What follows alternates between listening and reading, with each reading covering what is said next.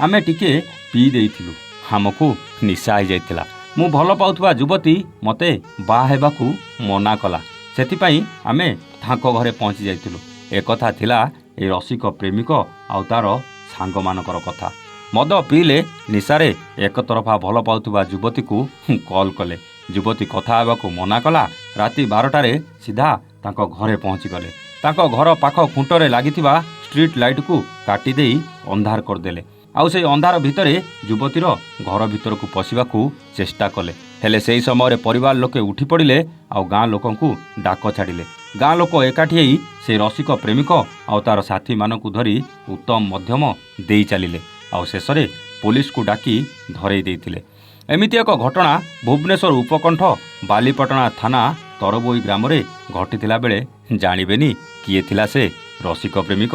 थरे नजर पकांतु ए युवक उपरे। ये होचती 26 वर्षीय शांतनु शतपथी।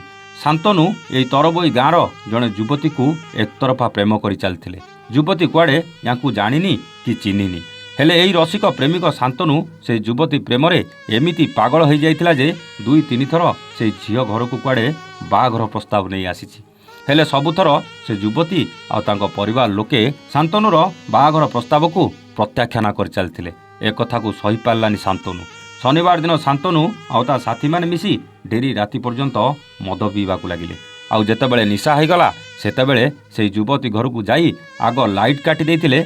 आउ सेही निशारे एक तरफा प्रेम करुथुवा युवती घर ऊपर को टेका पथर मारिबा आरंभ कर देइथिले एवं युवती घर को मध्य पशिबाकू उद्यम करथुवा बेले गाँ लोक एकथा जानिला परे शांतनु आउ ता सांग असित विश्वाल और मंटू परिडा को धरी उत्तम मध्यम थोई देई जाइथिले। आउ पुलिस को खबर देइथिले। पुलिस पहुंची एमानकु हेफाजत को नेबा सहित साथी रे नैथिबा हुंडाई गाड़ी मध्य जबत करथिले। आउ सेही हुंडाई गाड़ीरू मद बोतल मिलिबा सहित एक पेट्रोल थिबा बोतल मध्य मिलिथिला, जाहाकु नेई ग्रामवासींकर संदेह आहुरी बढ़ी जाइथिला। एते रातिरे कौन पाई युवती घर को पेट्रोल नहीं आसीथिले, प्रकृत उद्देश्य एमानकर कौन थिला, एसबू दिग को पुलिस तदंत करुला बेले आगक एमानक उपरे कि प्रकार कार्यानुष्ठान होची ताहा केवल देखिबाकू बाकी रहिला।